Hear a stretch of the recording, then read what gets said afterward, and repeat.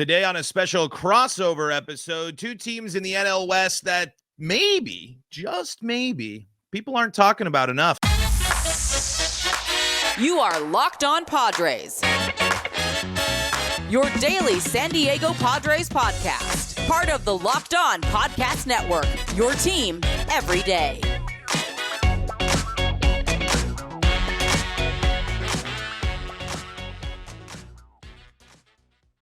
Rock on Rockies fans, welcome into the Locked On Rockies podcast and the Locked On Padres podcast, because Javier Reyes is here, and we got a special crossover episode coming your way today. We're talking about the NL West. I don't know, how do you want to refer to these two teams? I mean, everyone's talking Dodgers. The Giants just, of course, added people. What are we talking about here with the Padres and the Rockies? What's our little click name?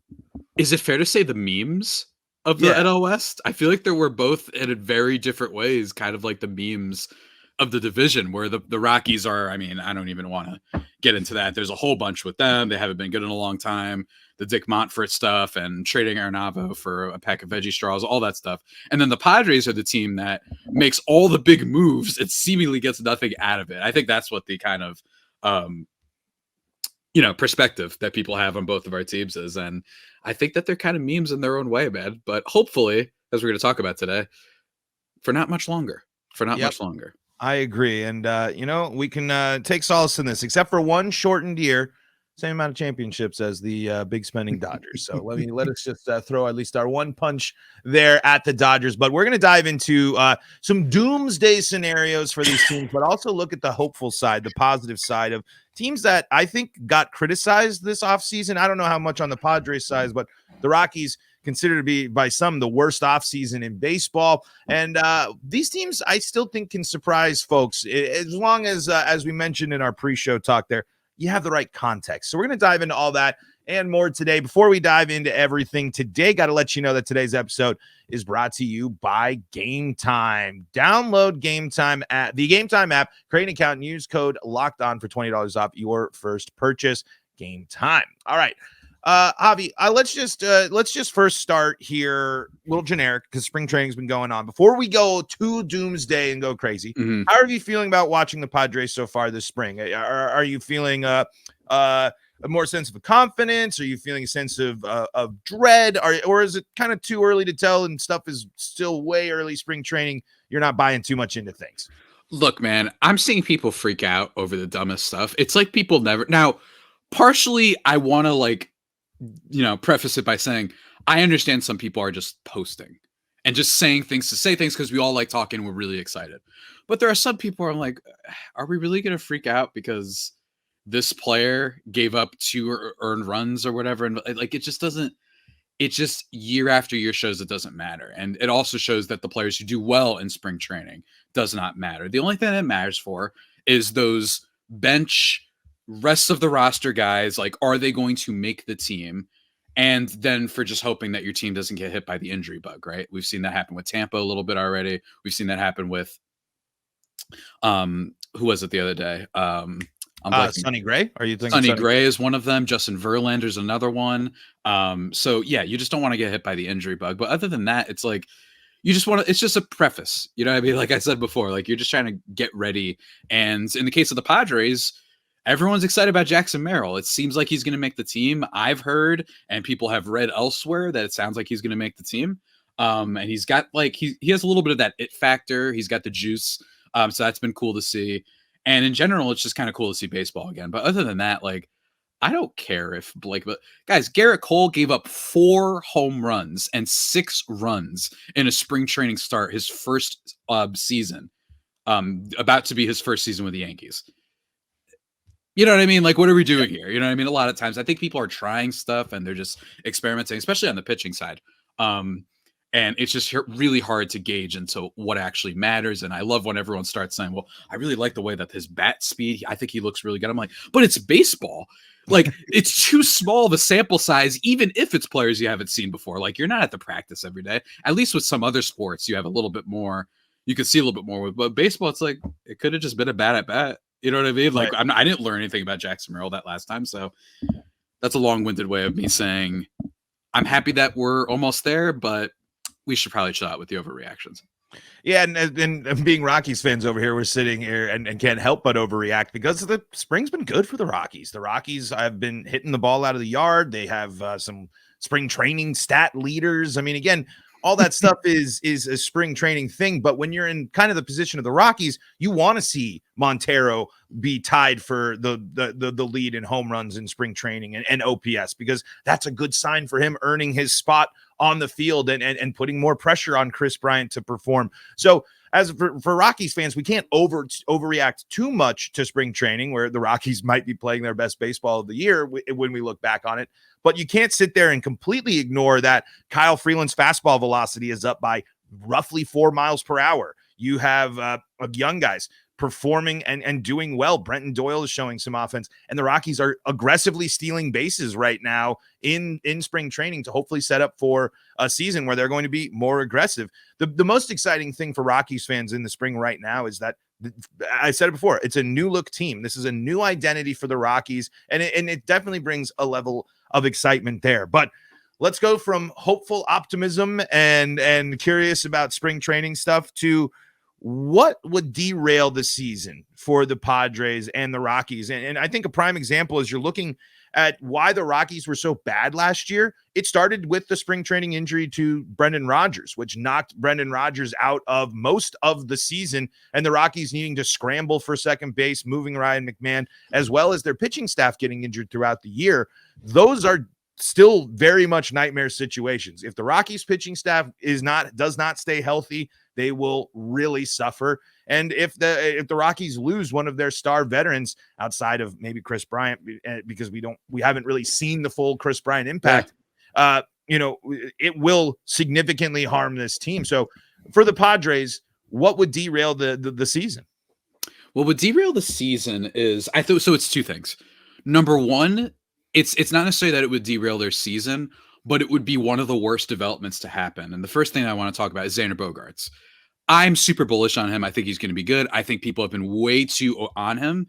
I've been bringing up Trey Turner a lot lately because he rejected a contract offer from the Padres, and also because I've found it weird. And I get that there's some differences, that Bogaerts has more of a ground ball rate, Trey Turner's a little bit more line drive, et cetera, et cetera. But my thing is like, well, Trey Turner's an awful defender, and he was just as similarly weak in the first half, if not worse, than Xander Bogaerts, and they also both were great in the second half. Yet no one's talking about that. They're all like, wow, they blew it. And it's like, oh, well, Javi, it's because of the contract. They gave Trey Turner an 11-year contract too. So like, or at least a super long one. I think it was 11 years. So to me, it's been puzzling. I'm like, Bogaerts, even with everything last year and refusing to drive in runners, which was basically the only reason he had a bad season.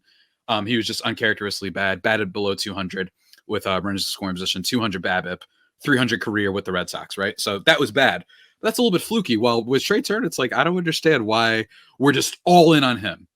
Like, or how should I phrase this? That we're forgiving all of Trey Turner's bad season, while Bogaerts, who also dealt with a wrist injury that he got hit by a Spencer Strider fastball with, and also changing from the American League to the National League, I think has an impact too.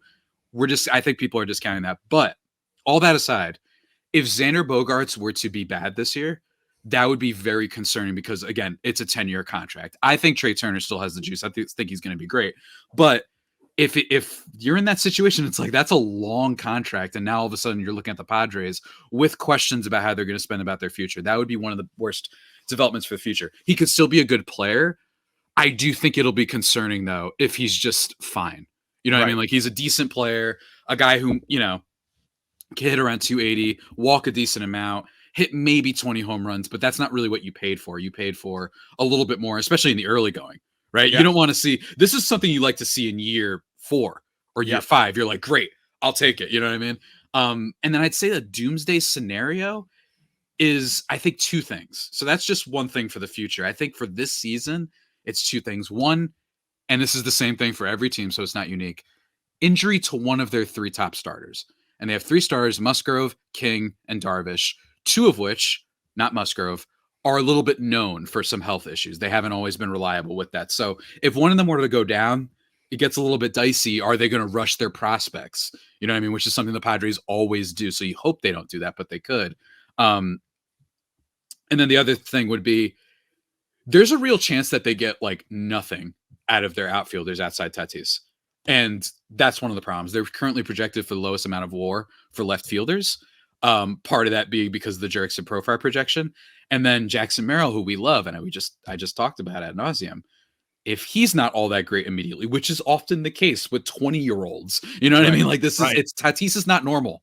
You do not do what Tatis did his first year. That never happens outside him, Harper, and Adley Rutschman, right? Like, it just doesn't happen.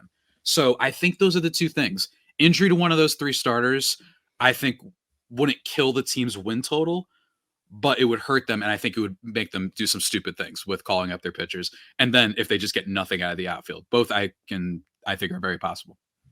Yeah, and it's interesting. I think the Bogaerts contract and the Bryant contract are kind of going to follow some similar timelines if Bogaerts doesn't perform in this second year. And it's kind of a moment of, hey, we didn't bring you in to just bat whatever and not play 100 games. You're a World Series MVP. You're a World Series champion and an MVP. You were brought in to change the game here a little bit. So I think, some doomsday scenarios. Kris Bryant hurt again. The Rockies blocked their prospects with veterans instead of allowing some of these young guys to play. But I don't think we're going to see that enough because I think the young guys are going to put the pressure on. But again, doomsday scenario, the sophomore trio of the Rockies, the Nolan Jones, Ezekiel Tovar, and Brenton Doyle, instead of steps forward, we see regression. That would mean doom for the Rockies. And reality, and I'll say this too, it's not a doomsday scenario, but something that I think will be really tough for the Rockies is another mediocre Ryan McMahon season. Another season where Ryan McMahon doesn't quite break out as that offensive threat. He can't be just sitting there with that 250 and, a bunch of strikeouts. I don't think anymore. He's got to be more of a bigger threat. And if the Rockies continue to strike out at the rate that they do, that'll also be a problem because they're going to have to win the dogfights. They're going to have to win the 8-7 slugfests. The Rockies not losing a bunch of games is going to be depend on their ability to do that. And they weren't able to do that last year because the pitching staff still has a lot to prove. And of course, health there, like I mentioned. So really, those are the key things to focus on. But I want to talk more about, we focused on doomsday here, Javi, but I think these teams are going to surprise people. I really do. And I want to talk about how they might surprise people and how things might look a little differently than some of the projections people have for the Padres and the Rockies here in 2024. We're going to do that coming up here in segment number 2. But before we do that, got to tell you about some folks that help make this show possible, and that includes Amazon Fire TV. Fire TV is your destination for sports, from live games to highlights to in-depth analysis. Fire TV offers amazing viewing experiences with smart TVs, as well as the Fire TV stick that you can plug into your existing TV that provides access to millions of movies and TV episodes, as well as free and live TV. Whether it's opening weekend for baseball or the college basketball tournament, you're going to want to have a Fire TV. Fire TV recently created Fire TV channels to deliver a constant supply of the latest videos from your favorite sports brands, all for free. That includes all of us here at Locked On and most of the big pro and college league conferences as well.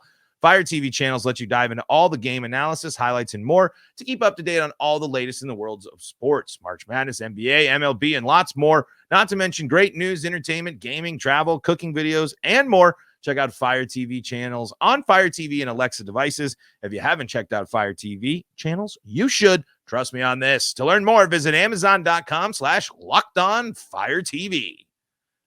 This is the Locked On Podcast Network, where you can find us on Amazon Fire TV, and you can find more great sports coverage on the Locked On Sports Today streaming channel. That's 24/7 sports coverage here from Locked On, available on Amazon Fire TV and on YouTube as well. So go and check out Locked On Sports Today, available on the free Fire TV channels app. All right, Javi, we were talking doomsday. We were talking worst case scenarios. We were talking things that could go wrong. But you know what? We've heard enough malarkey about these two teams throughout this offseason. Let's talk about surprises. How can the Padres surprise folks? Because, again, this is a team that's got talent. I mean, Manny Machado is still looming as a potential MVP candidate. Fernando Tatis obviously dealt with a bunch of stuff, but is coming into a full normal season and showed that, hey, I'll play outfield. I don't give a hoot. And again, Xander Bogaerts is good. And like you said, there's 3 solid starters on this Padres team. Is that flashy like the Dodgers and immediately you're confident in the World Series? No, but you can't sit there and say that this is a bad ball club. No. And I just feel like everyone's, and maybe it's just my circle. It's totally possible. Like I could just be in some sort of, bubble. But for me, it's like, I don't understand why everyone's acting like it's a lock. These are the same people that are always, oh, no one could beat the Dodgers. Oh, no one could do this. Oh, it's easy. I'm hanging out with people who are like, yeah, the Padres are going to be bad. And they've been telling me that, and they've been super bullish on the Blue Jays. You know what I mean? I just feel like there's been, I think there's been a genuine amount of doubt. Now, some of it is very fair. You lose Juan Soto, you lose Blake Snell, you lose Josh Hader. You lose literally 2 players who are the best at their position, arguably, with Soto and Josh Hader. And then you lose a Cy Young quality pitcher. So it's a lot, don't get me wrong. But I just think that this is the one sport where, like, it's not like football and basketball where if you lose your stars, it's over. Now, don't get me wrong, you need them to win the World Series. But when it comes to just, like, having a good season, like, a worse Padres team made the NLCS just 2 years ago. All they had heading into the season that people were confident about was Cronenworth and Manny Machado. That's it.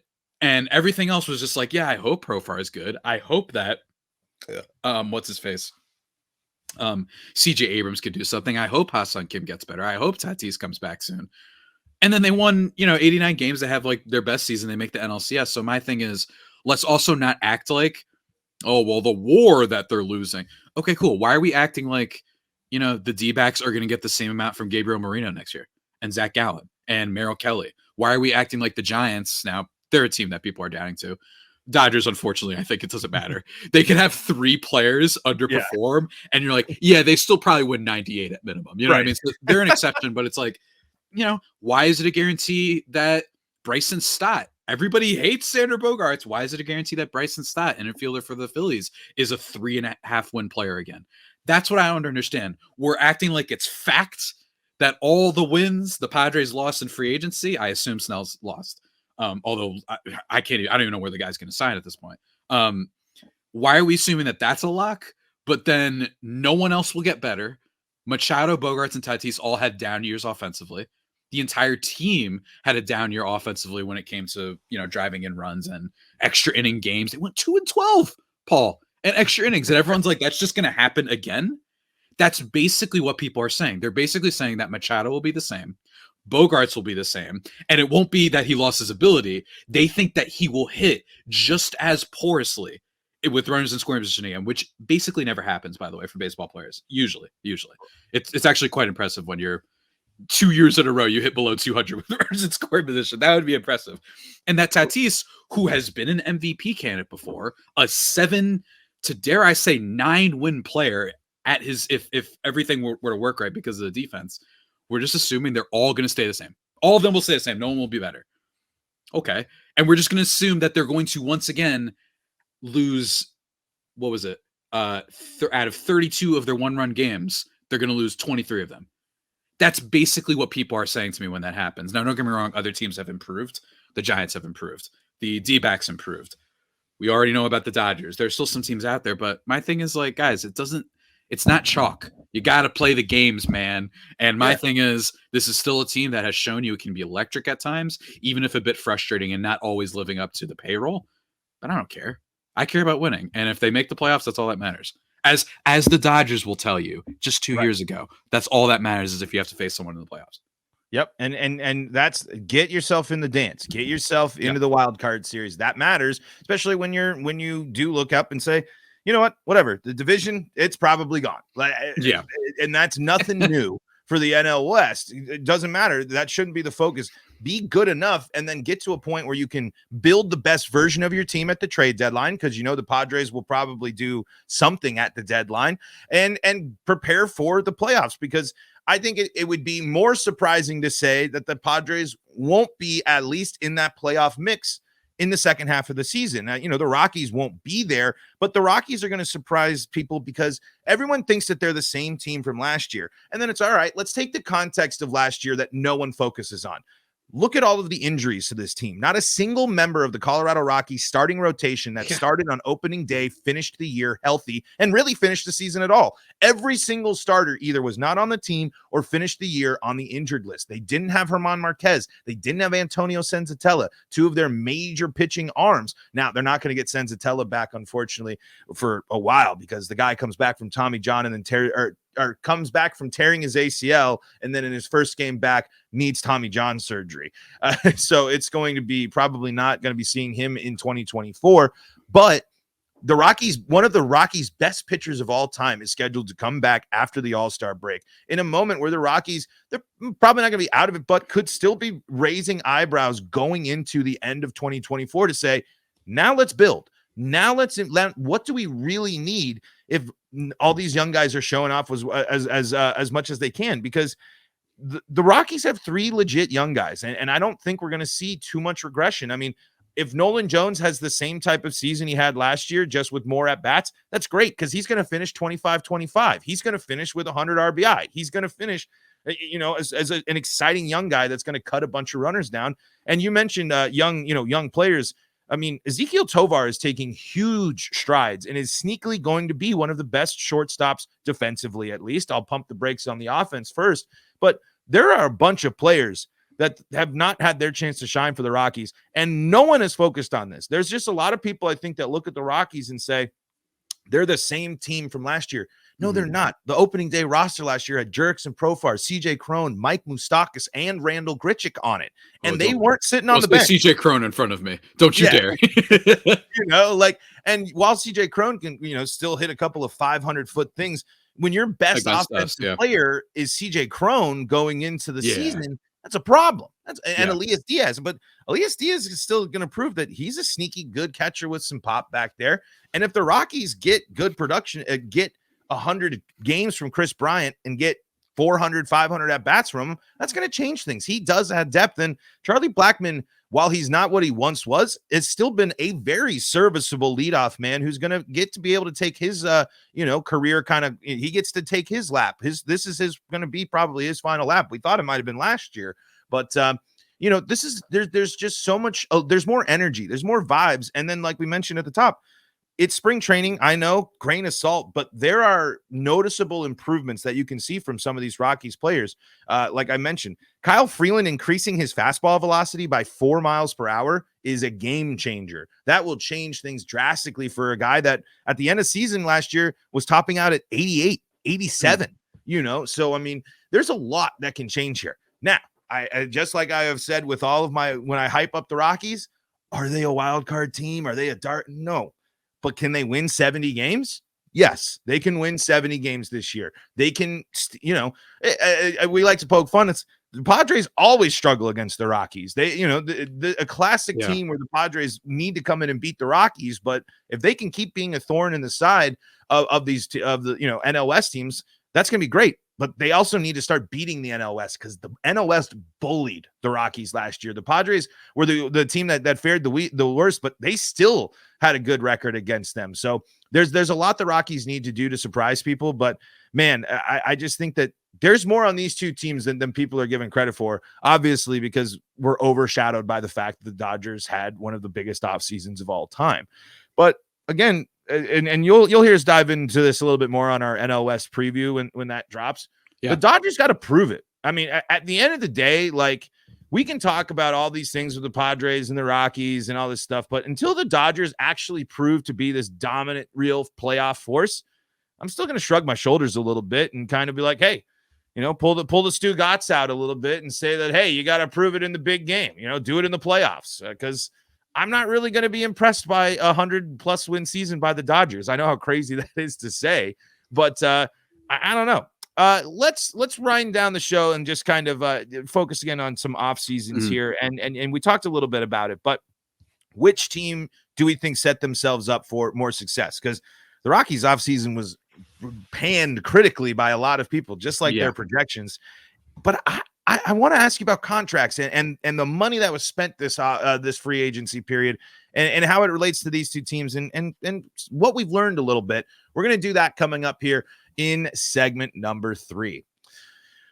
But before we do that, got to tell you about the folks that help make this show possible, and that includes Prize Picks. Prize Picks is North America's largest daily fantasy sports platform. It is the easiest and most exciting way to play daily fantasy sports because it's just you against the numbers. Instead of battling thousands of other players, you pick more than or less than, that's it, more than, less than, super easy, on 2 to 6 player stat projections and watch the winnings roll in. And the app has a fun new feature called Demons and Goblins. Demon picks are marked in red, and they are the scary picks that accelerate your heartbeat because you can win big money, as in 100 times your money. So if you bet $10, you can win 1,000, but you might be more cautious. You can always choose a goblin pick marked green because it is designed to keep you in the green and allow you to land consistent victories. If you're into the NBA, you can pick more than or less than on everything from 3-pointers made to turnovers committed. And for spring training baseball, you can pick more than or less than on pitcher strikeouts and first inning runs. So download the app today and enter code LOCKEDONMLB. That's code LOCKEDONMLB for a first deposit match up to $100. Again, that's code LOCKEDONMLB, all one word and in lowercase letters, and get that first deposit match up to $100. Join Prize Picks today. Pick more, pick less. It's that easy. Locked On Podcast Network crossover here as we got spring training action between the Padres and the Rockies. Well, not actually playing each other. I don't think the Rockies and Padres have played each other yet this spring training. I'm not sure. They haven't, thank God, frankly, because, I mean, you've mentioned the thorn in the side. You brought up CJ Kern before. The guy is Bonds whenever he plays the Padres. It's been it's actually almost funny. It really is. Like, the big season last year with the Bogaerts signing and all that stuff, especially with all the hype, and then them starting off their season just getting their absolute like shell shocked by the Rockies. Looking back is actually kind of funny. It just is. It's almost like the same way. And I've been super open about this. I was rooting for the Padres to break the record for most extra innings losses because I genuinely thought it would have been really funny. Just for you to manage to just be as bad as conceivably possible with the roster. Just incredible stuff. But look, man, not to step on you introing it, but surprise. Which team is more likely to surprise? Is that what we want to tell folks? Because look, man, you take the floor here because I think sure. I think that there is a case to be made that the Padres take it away from the Diamondbacks and can be in there. I don't know. I don't think it's that crazy. Look, Diamondbacks negative run differential last year. It is true though. They did make improvements. I like that they didn't just sit there and say, oh, we got a prospect. And, we'll sign, no offense to him, first name that came to mind, a Rich Hill type, where it's like, oh, he's a proven vet. He'll fill innings for us. Instead, they're like, we're getting Erod. We're trading for Eugenio Suarez. We upgraded the bullpen a tiny bit. Like, I like that they did that stuff. They have a nice bench. There's a real chance that all the teams in the NL West are like a genuine, outside the Rockies, are like genuinely competing for a wild card spot. I could totally see that. And I could honestly see the Rockies get a little bit frisky at times. Do you remember like the Royals 2 years ago when they weren't good? Like they still were like 4th or 5th that year, but they got frisky. They were a team where like you see some of the talent. You see Bobby Witt. You see guys like Vinny Pasquantino start breaking out for them and whatnot. I think that's kind of, look at the Royals from, I think it was 2 years ago. That's a team, and I'm not even trying to be patronizing. Like, I think that's a team to like aspire to, where you're frisky. You look like a team for once. Yeah, and there's guys to go and watch. And look, I think both of our teams can surprise, like you said. I think the Giants can surprise people. They're certainly trying to. They're signing as many people as they can. But on the Rockies end of it, you talked about McMahon. Look, I've seen crazier things. If you look at a Savant, it's actually pretty good. He hits the ball decently hard. He's an electric defender, arguably one of the most underrated in the game. Now, granted, him not being able to hit is why I think people ignore the defense sometimes. But Ezequiel Tovar, he's young. You've got Nolan Jones, who's a freak, who might be just a genuine star. Who knows, maybe even a sleeper MVP candidate. Brendan Rodgers is still, once upon a time, a highly regarded prospect, and it looked like he was making some strides, but got hurt last year. Yeah. I think Kris Bryant can have a good year.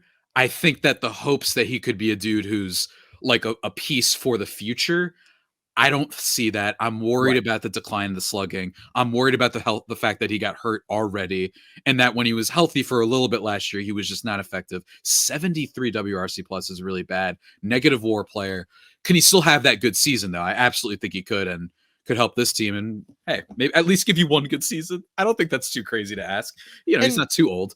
And good then in context too. Contribute, just contribute to the be a 2-WAR player. You know, and I know that's exactly. crazy to say, I but know, right? Yeah. that's a huge step up in the right Mhm. direction, at least from what we're used to. And that means in certain situations he'll come up big. But yeah, again, I think I think the rest of the NL West will surprise the rest of baseball because of the Dodgers just overshadowing everybody. I think the Giants always hang around. I always joke it's an even year too. You know, I think you can't Mhm. count them out in an even year, but yeah, I one thing just to close out, I don't think the Rockies made a mistake this offseason by not diving in and getting in on some of these contracts. While would I have wanted the Rockies to get Shohei and Glass now and you know have the Dodgers offseason? Yeah, of course, absolutely. But it also wouldn't have made all the most sense for the Rockies. This is a year to figure your stuff out right now and make the splashes in the offseason going Mhm. forward or at the trade deadline looking Let's see what we forward. have. Yeah. Yeah, Gotta because see what you have. if Mhm. you keep bringing in big name contracts, then you're never going to see what you have with some of these guys. You're never going to know. So let's figure out what guys we can get on, you know, rookie deals, lower end deals to build up, and then Mhm. you know, let's go get an all-star catcher next year. If Elias Diaz, you know, if we move on, or go to Mhm. Drew Romo. There's just so much that you can do. Yeah. Because eventually the Rockies are going to be able to go to a pitcher. Like take Blake Snell right now, for example. I mean, and it's Mhm. not that, but say there's a Cy Young winner that's sitting at spring training next year without a team, and the Rockies finish with 72 wins, and they go up to you and they say 2-year deal, 2-year deal, and you prove Mhm. everyone that you can go to Coors Field and you can what happens if he dominates and he has Yeah. an opt out? And you know, you're gonna have to get creative with bringing in pitchers to back up some of these players Mhm. because they're gonna have good defense, and hopefully the offense is gonna be improved. And so it opens up a pathway that I think that the Rockies can be an interesting team to want to go and sign and play for next if things continue to progress slowly. Mhm. You know, but some teams are going to want to see that switch flipped, and fans are going to want to see it flipped quickly. Mhm. But I just don't think you can count on the Rockies being a Diamondbacks and a Rangers team to just say, all right, worst season in franchise history, middling year. Yeah. Then Yeah. we can, then we'll spend some money and do that. They're going to have to get creative, but I want to at least keep an open mind that they can. But I'm not going to sit here and say that the Rockies really failed this offseason because they missed out. I will say this: Joey Gallo would have been a cool ad. You know, if Yeah. there would have Yeah. been there are some interesting veteran bench ads that you could have had, Yes. Yes. but It's not that they failed because you didn't improve the team to have a chance. You don't even know what you have yet. right, D-backs didn't do anything last year because they were yeah, like, we like our farm, but like, let's just see what we have. And mhm, they turned out right. And then they waived this offseason. And also, I would tell people, man, look, if there was an offseason to spend, it wasn't this one. right, Yes, I know about the demigod. I know, but aside from him, it's kind of a weak free agent class, and next year's stacked. I think that there are 3 pitchers alone that are better than Blake Snell that enter free agency next year. 3. It's like mhm. Walker Buehler. Frankly, I wouldn't sleep on Frankie Montas. That's my toxic take. I actually think he could make a bounce back this year. But him, there's Walker Buehler, there's Corbin Burns, there's Max Fried. I think all 3 of those guys are potentially better than Blake Snell. And that's just 3 pitchers. And then Right. discounting the depth guys and players at first base like Pete Alonso and Paul Goldschmidt.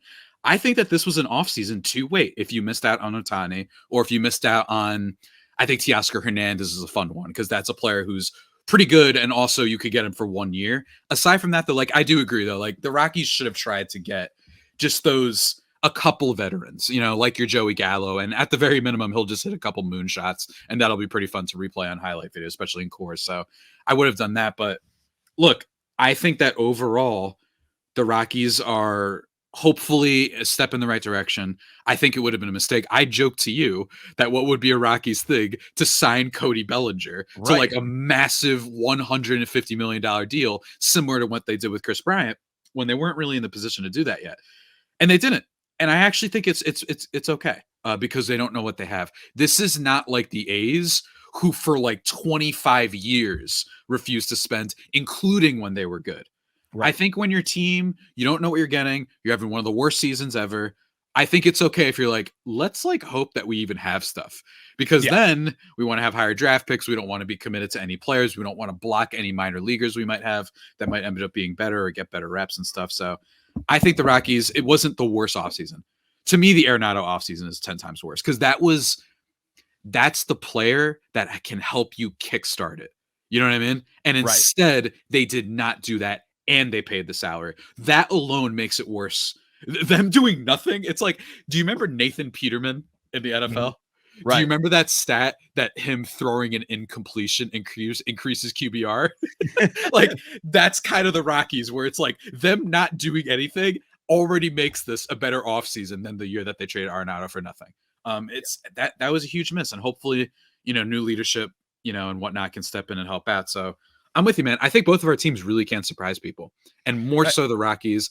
I think they could be that frisky Royals team from a couple years ago, where it's like, yeah, they're not good, but some stuff you can watch them. They're fun. Yeah, they're fun. Because last year there were just points where, man, they were just not fun to watch. But it's always fun talking to you, Javi. Always a good time. Certainly won't be the last time we cross over here on the lovely Locked On Podcast Network. You can find us here on our YouTube channels. I'm on the Locked On Rockies podcast. You can find me at Paul Holden 33 as well on X. Javi, where do they need to go to make sure they're catching up with all things Locked On Padres and Javi Reyes? Well, you can follow me at Javipeno, JAVIIPENO on Twitter. Or if you don't want my random tweets about movies and whatever the heck I'm tweeting about Dune lately, because that movie ripped, you can check out, of course, at LO_Padres, where the party of Padres talk never ends. Yeah, you like graphics. You are advanced, folks. I'm the next gen, you don't get better coverage than that here on the Locked On Podcast Network. Thank you for making us your first listen of the day. Until next time, this is Paul Holden saying so long from the Locked On Podcast Network.